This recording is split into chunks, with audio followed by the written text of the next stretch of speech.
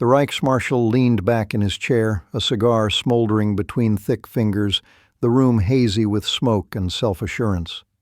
It was 1940, and Hermann Göring held court in Berlin, surrounded by Luftwaffe officers flush with victory. France had fallen in weeks. Britain staggered under nightly bombardment. To most present, the war already felt won. Someone mentioned American industry, their supposed new heavy bomber, an ungainly machine from Consolidated Aircraft known as the B-24. Göring chuckled, eyes glinting with contempt. If such aircraft ever crossed German skies, he declared, they could call him Meyer. The room erupted in laughter. The Reich believed the idea of America projecting power across the Atlantic was absurd. That laughter came easily to young Oberleutnant Karl-Heinz Müller, a newly minted Bf-109 pilot who stood near the back of the gathering. He had grown up immersed in tales of German engineering brilliance, Messerschmitts, Junkers, Daimler engines. America, in his mind, built washing machines and automobiles. Precision belonged to Europe. When a colonel sneered that Americans would never mass-produce a serious bomber, Müller nodded along. The B-24, with its slab sides and awkward twin tail, seemed proof enough. A flying coffin, they joked. Müller believed it. What they could not see from that smoke-filled room was the quiet work already underway in California and Michigan. Engineers bent over drafting tables, sketching a wing unlike anything in German arsenals, the Davis wing, high aspect and efficient, capable of carrying the B-24 farther than the Luftwaffe's proudest creations. Beneath its ungainly shell, 4 Pratt & Whitney R-1830 engines, each delivering 1,200 horsepower, promised to drag the aircraft across oceans with heavy bomb loads. On paper, its range and payload eclipsed the B-17. On the floor of San Diego's Consolidated plant, rivet guns snapped metal into reality. To the Luftwaffe, such details were irrelevant. Tradition, they believed, was what won wars: skill, blood, discipline. America had no martial lineage to compare with Prussia's. Industrial might was dismissed as clumsy excess. It was a critical miscalculation. The Reich measured power in regiments and squadrons. The United States measured it in assembly lines. At that moment in 1940, the U.S. Army Air Corps barely ranked among world powers. It fielded fewer than 2,500 aircraft, many obsolete. By contrast, the Luftwaffe could marshal thousands of operational planes across occupied Europe, yet the seeds of reversal were already planted. In Detroit, industrialists envisioned a bomber assembly line that would dwarf anything in human history. Ford's Willow Run plant was still on the drawing board, but its outlines promised a future the Luftwaffe could not imagine. Machines produced not by hundreds, but by thousands. The laughter in Berlin was real, but it carried the blindness of arrogance. Müller would later recall that moment bitterly. He would survive to see endless streams of B-24s blot out the German sky, their ungainly silhouettes multiplying beyond comprehension. He would remember that night's smoke, the glasses clinking, the smugness of officers who thought themselves immune from America's reach. And he would remember Göring's boast, repeated so often it became prophecy of failure. "If enemy bombers appear over Germany, you can call me Meyer." The irony is sharp now, viewed through history's lens. One boast against 18,482 bombers. One evening's laughter against a factory floor a mile long. One arrogant dismissal against a weapon system that would drown Europe in aluminum and fire. By the time those bombers arrived, no one in Berlin was laughing. But on that night in 1940, they believed the Reich's skies were untouchable. Their laughter lingered like smoke in the rafters, already being drowned out by the hum of factories an ocean away. Libya, 1st of August 1943. The desert stillness before dawn carried a strange weight, as if the sand itself held its breath. At Solik Airfield, the outlines of B-24D Liberators gleamed faintly beneath a thin crescent moon. They sat in rows, massive and silent, their metal skins sweating in the cool night air. Soon they would roar to life, bound for Romania. Operation Tidal Wave had been briefed. 178 Liberators were to strike the Ploiești oil refineries, Hitler's most vital source of fuel. The orders were clear: hit the target at low level, destroy the infrastructure, cripple the Reich's engines of war. On the hard-packed runway, ground crews moved with practiced urgency. The scent of high-octane aviation gasoline hung thick, mingling with sand and sweat. Wrenches clanged against bolts. Canvas tool bags slapped against wings. Crew chiefs shouted final checks as fuel lines hissed. 4 Pratt & Whitney R-1830 engines on each bomber, 48 cylinders per aircraft, were coaxed into readiness. Each B-24 carried a payload designed for demolition. 2,000-pound bombs meant to smash refinery towers and crack open storage tanks. Ammunition belts of 50-caliber rounds were loaded into gun positions, their brass casings catching the faint moonlight. In the shadows, Sergeant Ben Kuroki, 19 years old, sat hunched with a pencil stub and notebook. A Japanese-American waist gunner, he recorded small details. Sand creeping into the bomb bay doors, the nervous banter of men hiding their fear, the way silence pressed down between bursts of laughter. He knew what awaited: flak so thick it could blot out the sun, enemy fighters diving from above, the terrifying prospect of flying at 200 feet over hostile ground. He closed his notebook, ran a hand over the cool metal of his gun, and breathed deeply. There was no turning back now. Lieutenant Colonel Addison Baker, commander of the 93rd Bomb Group, walked slowly around his aircraft, Hell's Wench. His boots crunched against the sand. He touched the olive-drab skin of the bomber as if steadying it, or perhaps himself. He had flown enough missions to understand what awaited in Romania. Intelligence reported more than 250 anti-aircraft guns encircling Ploiești, many of them the dreaded German 80s, and smoke generators ready to cloak the refineries. He also knew the significance. Oil was the Reich's lifeblood. Destroying Ploiești could be the blow that strangled Germany's war machine. His men were counting on his steadiness, and he resolved to give it. As the horizon brightened with the faintest hint of dawn, the stillness shattered. Engines coughed into life one after another, spitting smoke before catching and settling into a low, chest-thumping roar. The sound rolled across the desert like thunder. Propellers blurred into invisible discs. Men strapped into their stations, some clutching Lucky Charms, others whispering prayers. Waist gunners like Kuroki pulled their .5s forward and checked sights. Pilots adjusted trim and scanned instruments glowing dimly in the cockpit. The bombers trembled as if eager to leap into the sky. At the signal, the first Liberator began its takeoff roll. Tires hissed against the sand-packed runway, engines straining under the heavy load of fuel and bombs. Slowly, painfully, the aircraft lifted into the air, climbing with laboring wings. Another followed, and another, until the desert sky filled with their rising shapes. Each departure carried with it a mixture of hope and dread. Hope for the mission's success, dread for the losses that were inevitable. From the ground, the sight was unforgettable. Rows of Liberators clawed into the dawn, their shadows stretching long across the sand. The noise was overwhelming, a rolling thunder that rattled tents and hearts alike. In that moment, the vast reach of American air power was visible in motion. Steel birds rising into the sky to carry democracy's will across an ocean and into the enemy's heartland. No one on that desert field could see the valley of fire waiting in Romania.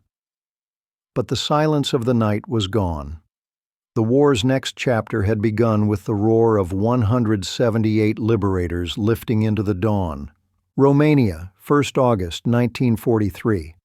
By midday, the sun hammered the rooftops of Ploiești, bleaching the valley in merciless light. Then came the thunder. Liberators skimmed the horizon, flying so low their prop wash rattled windows and stripped leaves from trees.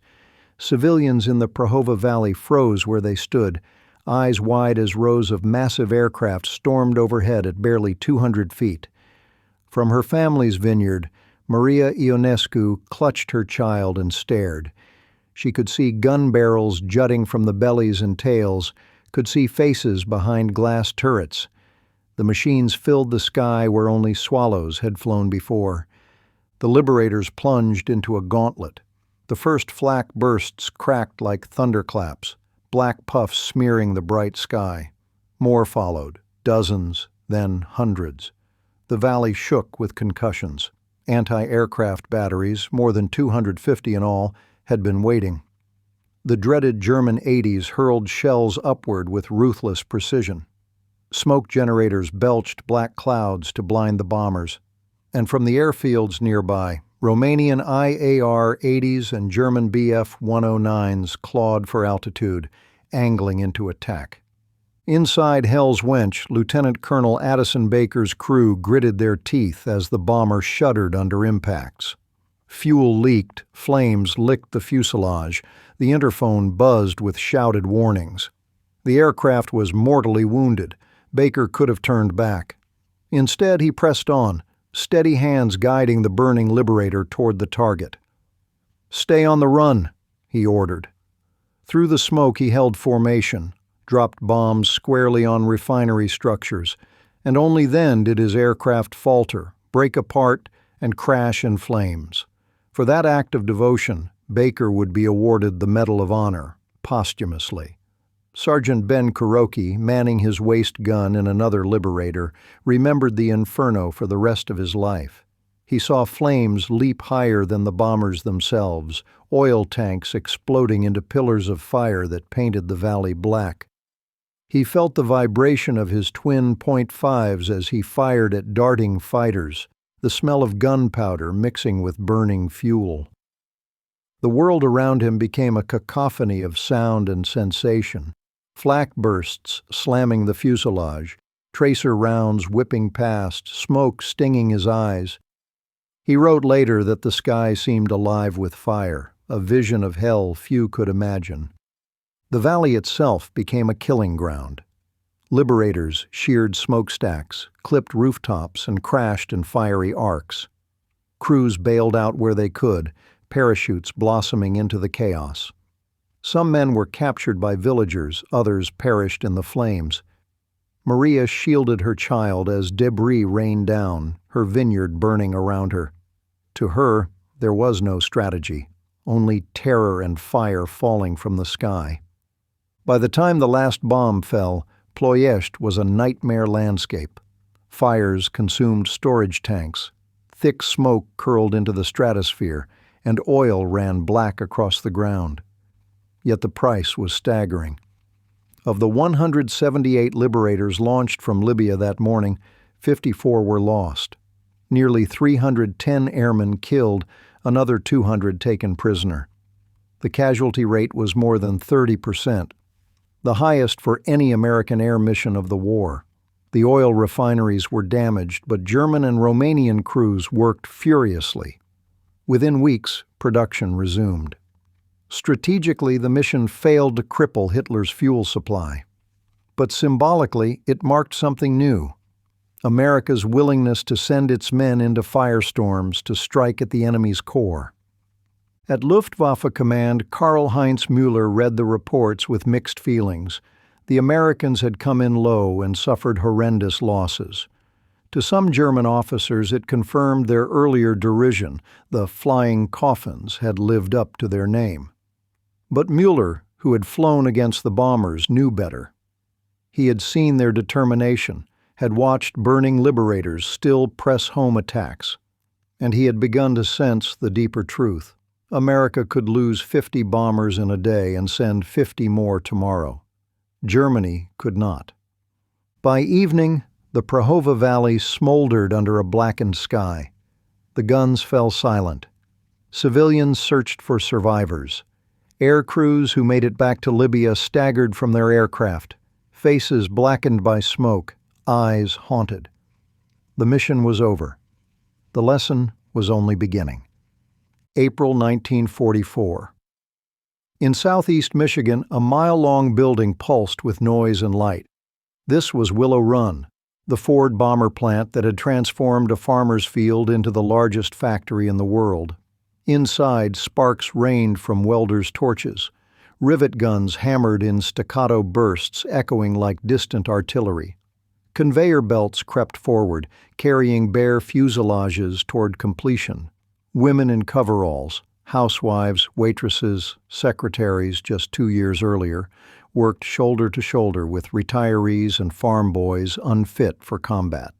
Together they built the machine that would silence Göring's laughter, the consolidated B-24 Liberator. The numbers alone seemed impossible. In April 1944, Willow Run produced 428 bombers in 1 month. Over a 3-day stretch, 100 complete aircraft rolled off the line. Every hour, another 25-ton giant was born. One factory in Michigan outproduced the entire Luftwaffe bomber fleet in less than a season.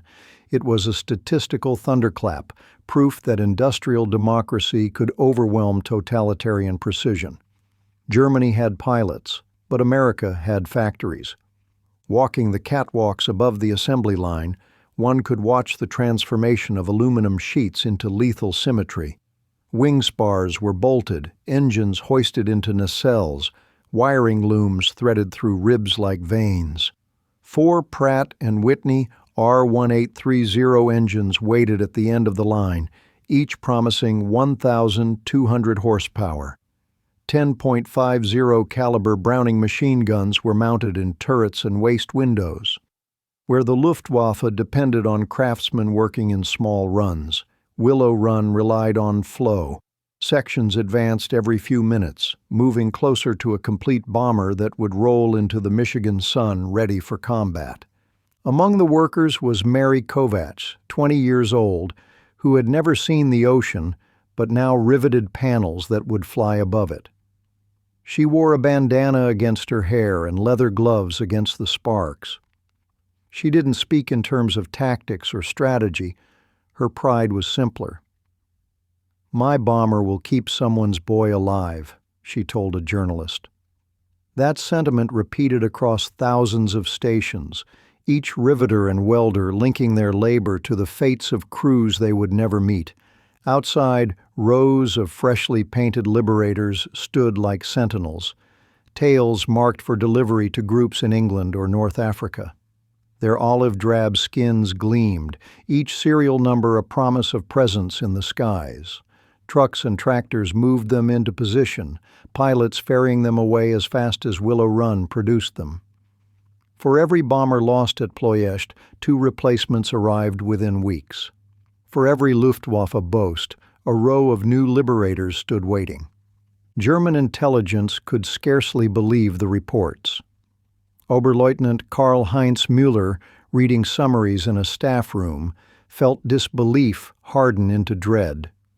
He had seen American bombers burn, yes, but now he learned that one factory could replace those losses almost overnight. The arithmetic was brutal. Germany built fighters by the hundreds. America built bombers by the thousands. It was not a fair fight. It was not even the same game. The workers of Willow Run would never smell flak smoke or hear the rattle of guns over Europe.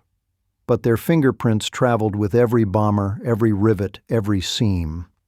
Their labor stretched across the Atlantic and into the firestorms above Ploiești, Berlin, and the North Atlantic. Industrial democracy gave each citizen a role, whether in a cockpit or on a factory floor. Together they created abundance as a weapon.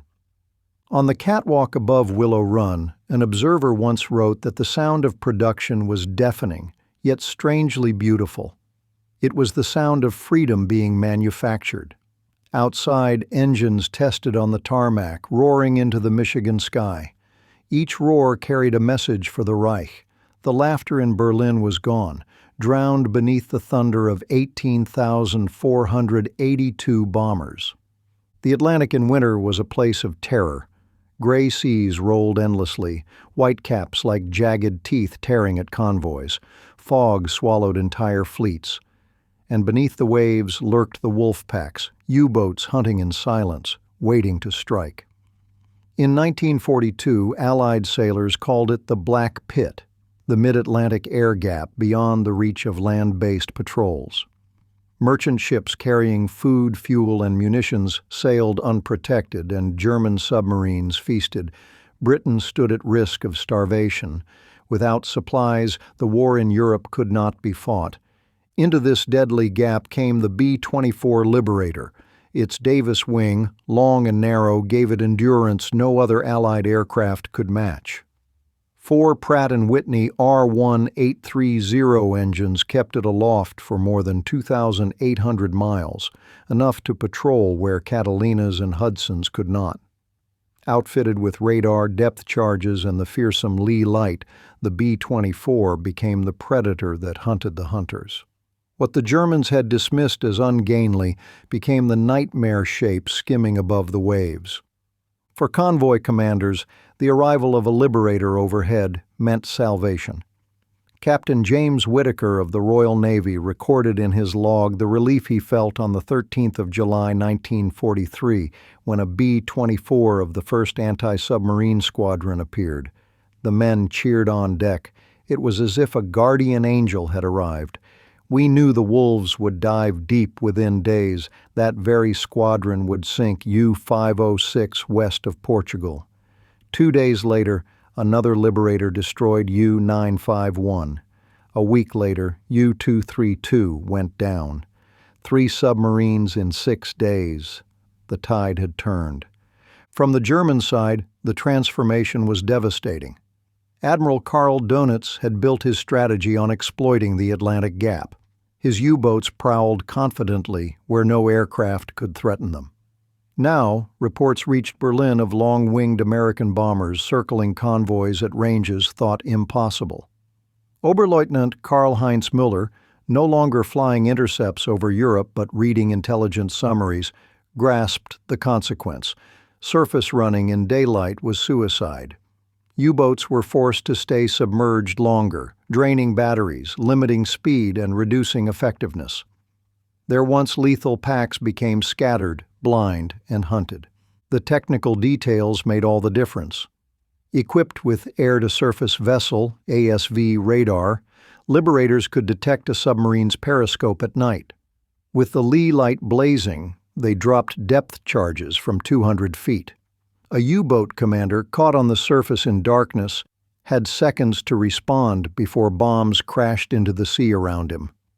Survivors recalled the roar of engines overhead, the blinding beam cutting through night, and then the violent concussion as their steel hull buckled. By late 1943, the Black Pit no longer existed.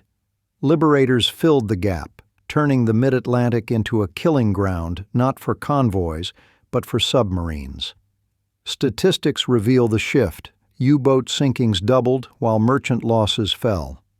Dönitz himself admitted that Allied air power spearheaded by the Liberator had broken the back of his strategy. Germany had launched over 1,000 U-boats during the war.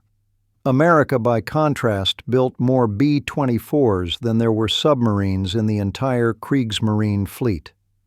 For the crews, the missions were grueling. 10-hour patrols over endless ocean, cold seeping through aluminum skins, monotony broken only by sudden terror when radar screens flickered with contact. Waist gunners scanned waves for the faintest shadow. Pilots battled fatigue and weather as dangerous as any enemy. Yet the knowledge sustained them. Their presence meant convoys lived, cities ate, soldiers received ammunition. The Liberator was not glamorous like the Mustang, not storied like the Flying Fortress, but it was indispensable. On the decks of merchantmen, sailors watched the low silhouette circling above, its long wing steady against the horizon. To them, it was not ungainly. It was hope. And in Berlin, officers like Müller saw the reports pile higher. Another U-boat lost, another wolf pack scattered. The Black Pit had been closed, not by tradition or by myth, but by aluminum wings stretching across impossible distances. By 1944, German civilians had grown used to the sound of sirens, but nothing prepared them for the day when the very sky seemed to vanish beneath waves of American bombers. High above the Reich, streams of B-24 Liberators stretched horizon to horizon, formation after formation, their aluminum skins catching the sun. To those on the ground, it looked like a man-made eclipse. The air war had reached its crescendo, and the Germans no longer laughed at the ungainly machine they once mocked. They cowered beneath it. The numbers defied comprehension. The United States produced 18,482 Liberators during the war, more than any other heavy bomber in history.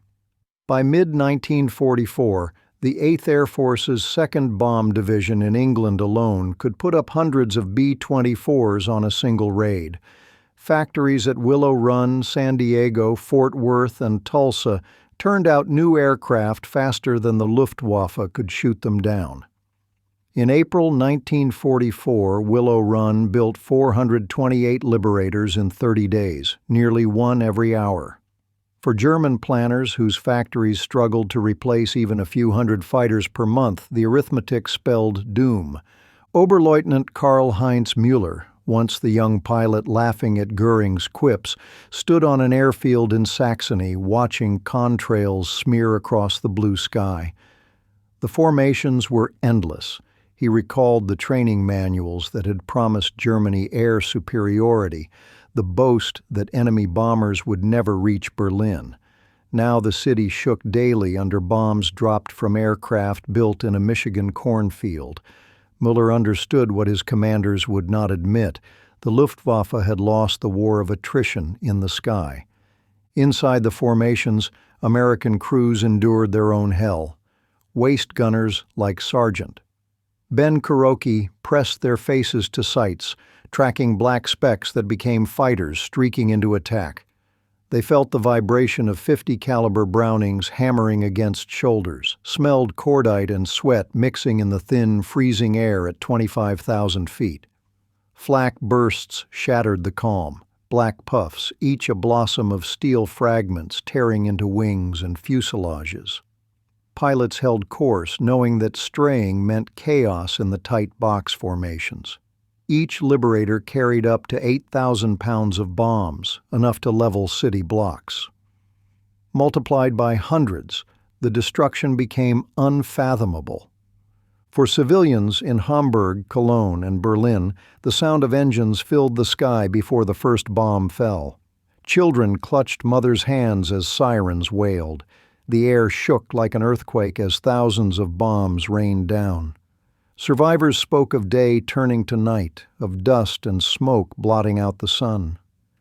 The very abundance of American steel transformed daily life in Germany into a cycle of fear and rubble.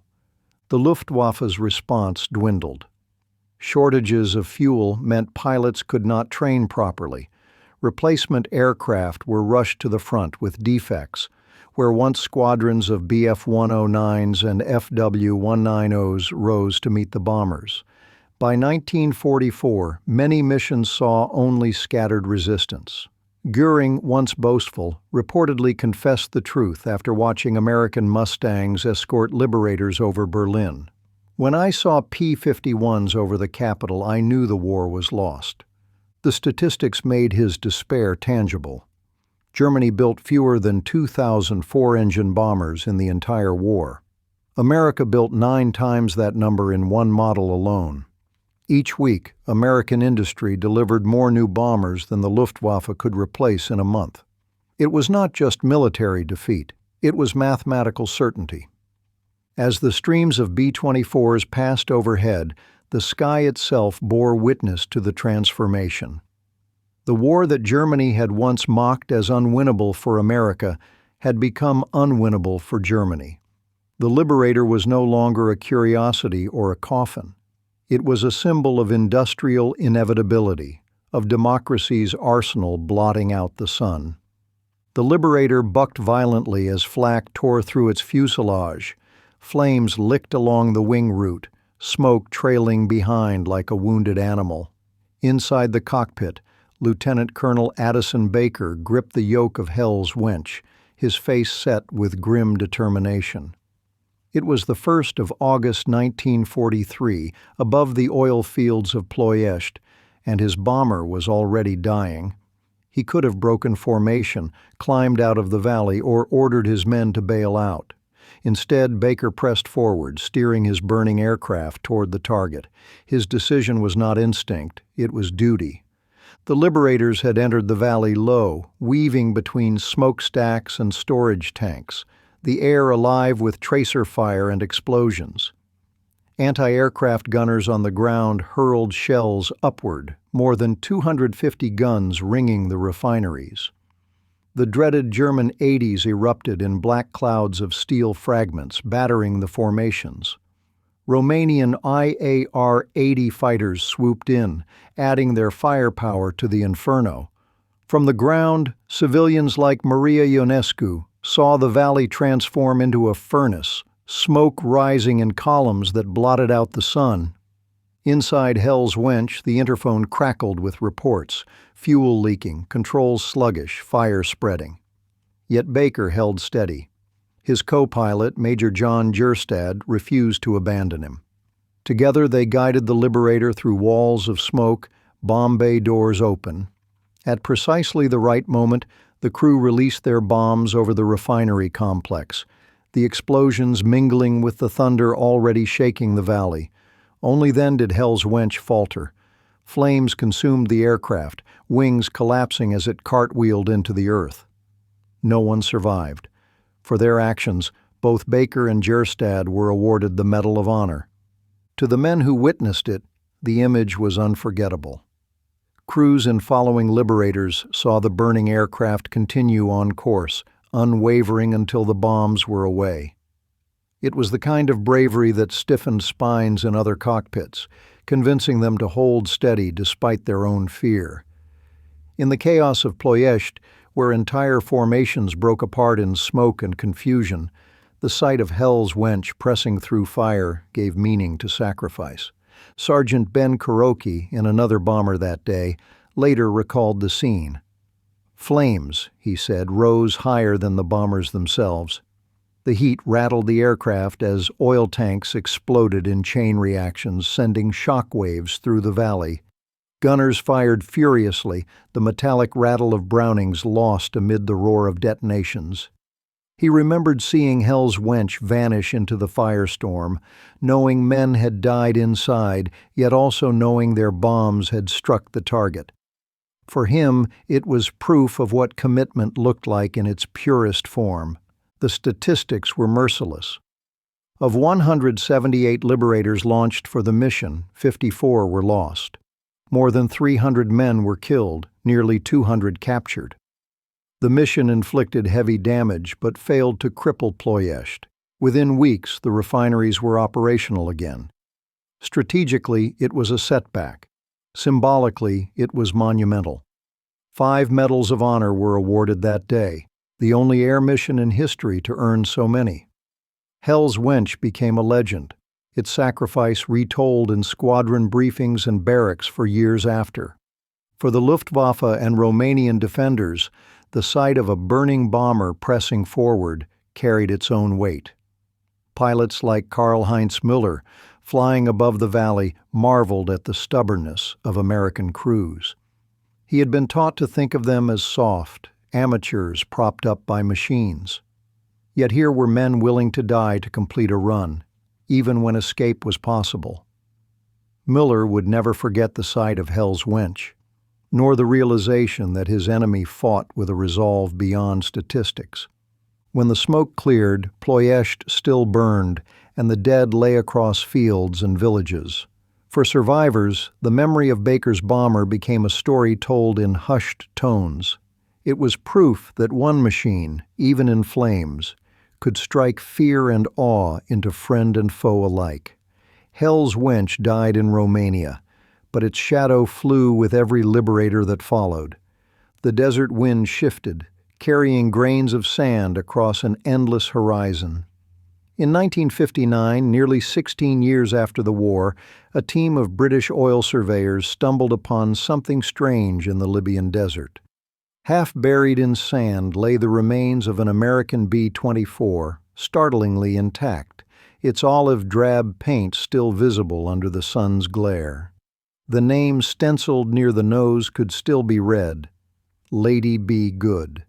It was a time capsule from 1943, a ghost aircraft that had disappeared without a trace. The story of Lady Be Good began on the 4th of April 1943. She had launched from Suluk Airfield in Libya with the 376th Bomb Group bound for Naples. It was her first combat mission. 9 men climbed aboard, pilot-lieutenant.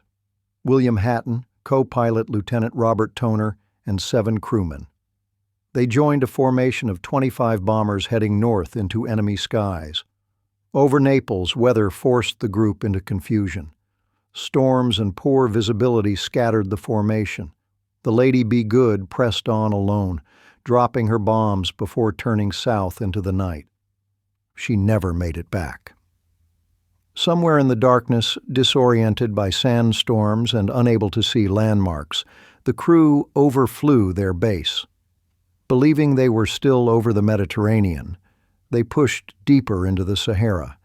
Fuel dwindled, engines sputtered, and finally, one by one, the Pratt & Whitneys coughed their last. The crew bailed out into the black void, parachutes opening against desert winds.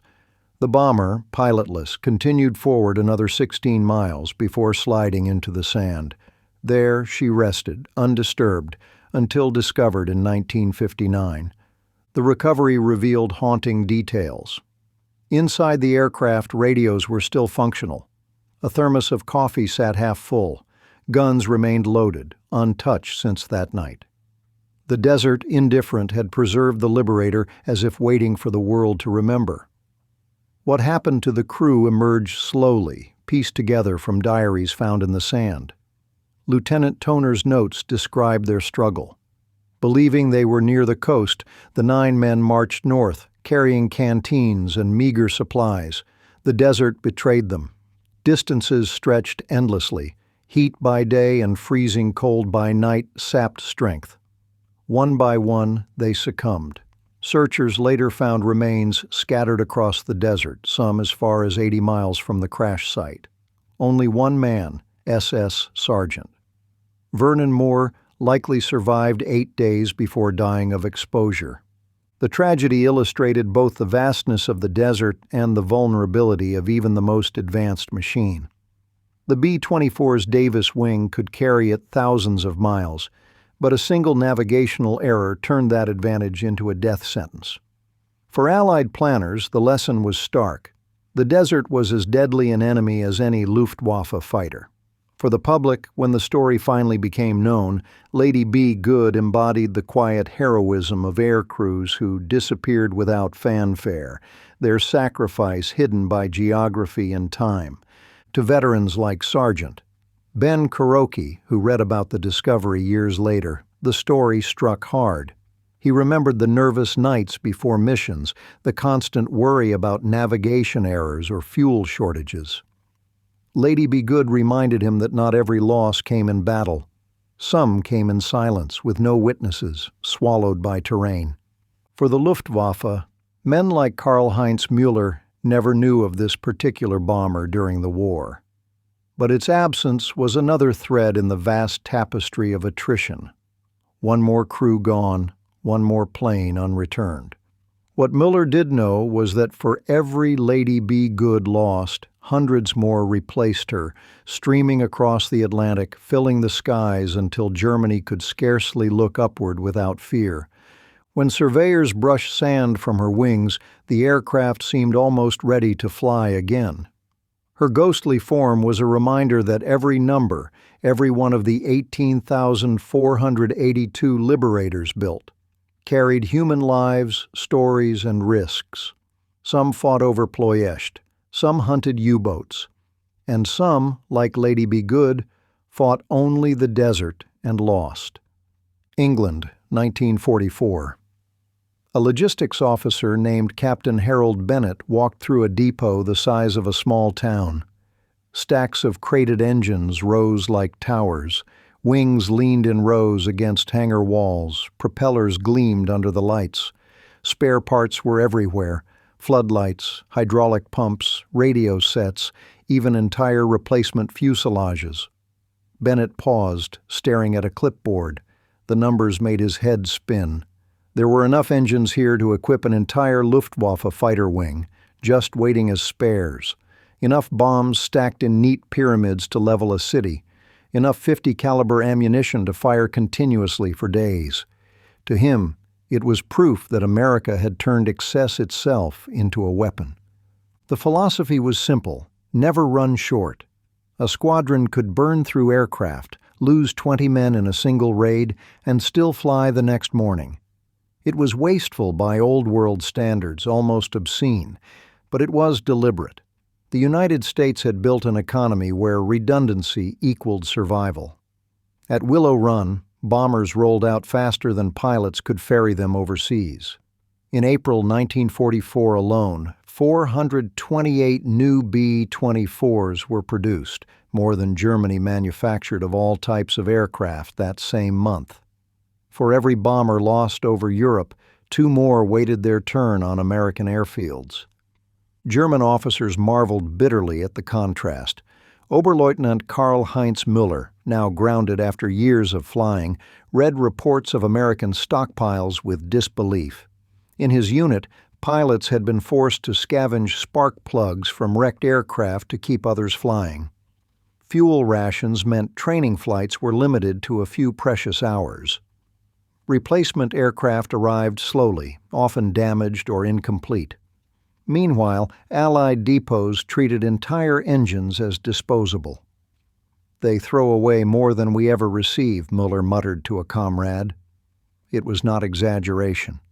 Sergeant Ben Kuroki remembered the abundance in his own way. Before missions, armorers casually loaded belts of .50 caliber rounds until they sagged under their own weight. Ground crews swapped engines in hours, bolting new Pratt & Whitneys into place while the old ones were pushed aside. Coffee was hot in the mess, boots were replaced when worn, gloves issued against the cold at altitude. It seemed small, but it meant everything. Abundance reached even to the frontline gunner, reminding him that the nation behind him spared nothing for his survival. The statistics tell the larger truth. By 1944, the United States produced more aluminum in a single year than Germany managed across the entire war. 1 month of American bomber output matched a year of German 4-engine production. Factories turned out machine guns faster than the Wehrmacht could equip infantry. The sheer scale was overwhelming. For every German fighter produced, 3 American heavy bombers rolled into service, each one bristling with 10 machine guns of its own. Abundance created a multiplier effect Germany could never match. This deliberate excess extended to tactics. American commanders planned missions assuming losses, sometimes as high as 25%, and still launched, knowing replacements would arrive. The Luftwaffe fought each raid as if irreplaceable because it was. The Americans treated each as one piece of a continuous flood. It was a different way of waging war, one rooted not in conserving resources but in consuming them faster than the enemy could respond. To civilians in occupied Europe, this abundance appeared in the skies. Day after day, bombers returned in endless formations. Even after hundreds fell, more arrived. To German civilians in Hamburg or Berlin, it seemed impossible that so many could exist. To Müller and his fellow pilots, it was worse. An enemy that wasted more than you could ever field was unbeatable. Captain Bennett closed his clipboard in that English depot, listening to the hum of forklifts and trucks moving supplies forward. He knew the truth. This mountain of parts and planes was not inefficiency. It was strategy. The United States had weaponized excess. For Germany, It meant the war was no longer a contest of courage or skill. It was a contest of arithmetic, and the numbers were already decided. By late 1944, the Luftwaffe's command rooms had become places of quiet despair. Gone were the days of confident boasts and easy laughter. Maps lay covered with pins marking bombing raids, red strings tracking the routes of enemy formations. The stacks of reports grew higher each week: Hamburg, Cologne, Berlin, Dresden. Every morning brought fresh casualty lists, and every evening brought more news of factories reduced to rubble. The Germans no longer mocked the liberator. They feared it. Oberleutnant Karl-Heinz Müller stood among the officers at an airfield briefing in Saxony, listening to yet another account of a failed intercept. Fuel shortages meant fewer sorties. Replacement aircraft trickled in, often with defects, and young pilots arrived scarcely trained. They were expected to climb into cockpits against waves of American bombers bristling with machine guns, escorted now by P-51 Mustangs with range long enough to reach Berlin and back. The equation had become impossible. Müller realized the grim truth: his comrades were being sacrificed against an enemy that could not be stopped. The numbers were undeniable. Germany could not replace its losses. In the summer of 1944, Luftwaffe training schools graduated fewer than 500 new pilots a month. That same summer, America was building more than 500 B-24s every week. One American plant alone, Willow Run, outproduced the entire Luftwaffe bomber fleet in a matter of months. Attrition had become more than a battlefield reality. It was a death sentence written in production curves. For civilians in Berlin, the skies told the story more clearly than any report. They looked up to see not dozens but hundreds of bombers filling the horizon, their engines blending into one endless roar. The formation stretched so far that one wave passed overhead while another was still visible in the distance. Daylight itself seemed to vanish behind aluminum wings. Children clutched at mothers' skirts as bombs rumbled down, buildings collapsing into dust and smoke. The once proud Reich had promised invincibility. Now its cities lay in ruins. Inside the bomber stream, Sergeant. Ben Kuroki manned his waist gun, scanning for fighters that rarely came. He could feel the fatigue in his bones, the weight of too many missions, yet he knew the tide had turned. Flak still burst around them, but the Luftwaffe was no longer the predator it had been in 1943. Its fighters appeared in dwindling numbers, often flown by boys with trembling hands. Kuroki and his fellow gunners respected their courage, but recognized their desperation. The German pilots were fighting a battle already lost. For Müller, the moment of realization came quietly. He returned from one of his last sorties, landing on a scarred airfield as fuel trucks sputtered dry. He climbed down from his Bf-109, removed his goggles, and looked at the contrails still crisscrossing the sky. They seemed endless, white scars against blue, drawn by an enemy who never ran out of planes, fuel, or men. In that instant, Müller admitted to himself what no officer dared say aloud. Germany's war in the air was finished. The despair reached even Göring. Once bombastic, he confessed bitterly after watching Liberators and Mustangs over Berlin, "When I saw American fighters escorting bombers all the way here, I knew the war was lost." It was not courage that had failed Germany, nor technology, nor tradition. It was arithmetic. In those final months, every raid confirmed the same truth. The Reich had wagered that American abundance was clumsy, that democracy could not fight a total war. The sight of endless bomber streams proved otherwise. Germany had built its hopes on scarcity wielded skillfully. America had built victory on abundance wielded relentlessly. In the quiet offices of Washington, the war sometimes reduced itself to rows of numbers on a page. The statistical digest of the Army Air Forces told a story as devastating as any battle report. Columns of figures laid out the war's arithmetic, 18,482 B-24 Liberators produced, 6,972 of them from Willow Run alone. Numbers so vast they seemed abstract, yet every digit translated into a machine of aluminum, engines, and men. To the Germans, reading captured copies of these reports, it was like staring into a bottomless well of steel. The scale defied belief. America manufactured more aircraft in 1944 than Germany had built in the entire war to that point. 1 month of B-24 production at Willow Run surpassed a year's worth of German four-engine bombers. In the time it took German factories to deliver a squadron of fighters, American plants could deliver entire wings of heavy bombers, each bristling with 10.50 caliber guns and capable of carrying 8,000 pounds of bombs. The numbers themselves had become weapons. Logistics officers like Captain Harold Bennett marveled at the pace. He recorded in his notes that crates of engines sometimes sat untouched for weeks, simply because the depots had more than they could install. Spare parts arrived faster than they were consumed. He watched ground crews swap out whole engines in hours, old ones rolled aside without a second thought. Germany struggled to produce spark plugs. America threw away entire power plants if they delayed schedules. It was abundance deployed deliberately, a strategy of overwhelming supply. On the other side of the war, Oberleutnant Karl-Heinz Müller read intelligence reports with growing despair. He saw how American losses that would cripple Germany for months were replaced in days. At Ploiești, 54 Liberators had been destroyed in one mission. Yet intelligence reported new groups arriving within weeks to fill the gap. Germany had no such luxury. Each loss was permanent, each pilot irreplaceable. The arithmetic was merciless. Attrition favored the side that could replace its dead and its machines.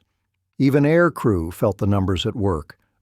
Sergeant Ben Kuroki remembered arriving at an English base after a raid, seeing a new Liberator already parked on the field, its crew unloading gear fresh from the United States. The message was unmistakable. For every empty bunk, another would soon be filled. For every burned-out airframe, another gleamed on the runway.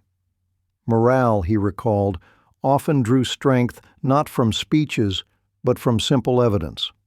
America would never run out. The statistics of destruction mirrored the statistics of production. In 1944 alone, 8th Air Force bombers dropped more than 697,000 tons of bombs on Europe. That figure alone outweighed Germany's entire annual steel output. Every sortie became an equation. Tons of bombs dropped, sorties flown, fuel consumed. The Germans could not keep pace. Their cities crumbled, not because their soldiers lacked courage, but because their factories lacked capacity. For American planners, the arithmetic offered grim reassurance. They could launch missions accepting 20% losses. Confident replacements would arrive before the next raid. For German planners, the math offered only despair. No matter how bravely their pilots fought, the numbers told them they were already defeated. The cold logic of democracy's arsenal revealed itself most starkly in comparison. One Detroit factory could build more bombers in a single month than the Luftwaffe's entire bomber fleet. America produced more trucks, more tanks, more artillery than all its enemies combined. It was not just strategy. It was inevitability, written in production reports and shipping manifests. By war's end, the figures stood as monuments. 18,482 Liberators, millions of .50 caliber rounds fired, hundreds of thousands of tons of bombs dropped. Each number represented sweat on a factory floor, courage in a cockpit, or sacrifice in flames. Together, they told a single story. In a contest of abundance versus scarcity, abundance had won. The war ended, but the Liberator's shadow lingered long after the guns fell silent. Today, a handful of B-24s remain, polished and preserved in museums, sunlight glinting off their aluminum skins. Visitors walk beneath their high-aspect Davis wings, peering into waist gun positions where men once stood, and marvel at the size. Few imagine that nearly 18,500 of these machines once filled the skies, their drones so constant it seemed part of nature itself. For those who lived beneath them, the memory never faded. To veterans like Sargent, Ben Kuroki, the Liberator, was more than a machine. It was the vessel that carried him into danger again and again, the place where he lost comrades and forged unbreakable bonds. He remembered the sound of the engines at takeoff, the smell of oil and cordite in the waist section, the bitter cold at altitude where frost coated gun barrels. For him, each statistic, tons of bombs dropped, sorties flown, was written in the names of men who never came back. The scale of production was awe-inspiring, but the human cost gave it weight. On the other side, Oberleutnant Karl-Heinz Müller grew old with memories of the endless formations. For him, the Liberator symbolized inevitability. No matter how skilled his comrades, no matter how many bombers they downed, more always came. He remembered watching the sky turn dark with aluminum wings, realizing that numbers had already decided the war. To Müller, the B-24 was proof that courage alone could not resist a nation that had turned democracy into industry, abundance into power.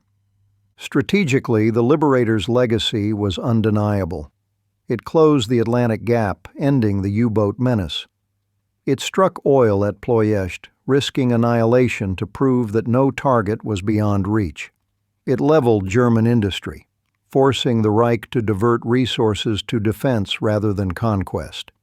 And it did all this not as a lone marvel of engineering, but as part of a tidal wave of production. One factory in Michigan alone built nearly 7,000 of them. That fact remains almost impossible to comprehend, even in hindsight. The legacy extended beyond combat. In Willow Run, the bomber line gave birth to modern mass production techniques that reshaped American industry. Housewives became riveters, teenagers became welders, retirees became inspectors. Their fingerprints covered every panel. When visitors gaze at a surviving Liberator today, they are also looking at the handiwork of ordinary Americans who turned labor into victory. The machine was not just a weapon, it was democracy's promise made tangible. For historians, the Liberator stands as a symbol of what made the Allied victory unique. Germany had better trained pilots. Japan had warrior tradition. Yet America had something different. A system that allowed workers, engineers, and soldiers to combine efforts on a scale no tyranny could match. Abundance itself became strategy. The B-24 was its most visible form, blotting out the sun over Europe, scouring the seas over the Atlantic, and reminding the enemy that resistance was futile against an enemy who could build faster than you could destroy. By the end of the war, the laughter in Berlin was gone. Göring's boast that enemy bombers would never reach Germany had been buried under rubble and contrails. The Liberator became the punchline to his arrogance, 18,482 times over. And in that irony lies its enduring legacy, a weapon once mocked into irrelevance that proved decisive, not by beauty or grace, but by sheer, unstoppable numbers. In museums today, children place their hands on its riveted skin, unaware of the lives it carried, the terror it brought, the hope it symbolized. But for veterans, workers, and civilians who lived through its shadow, the Liberator remains more than metal. It is a reminder that freedom, when backed by will and industry, can outbuild tyranny. Once, they laughed at it. Now, it stands in silence, a monument to the impossible made real.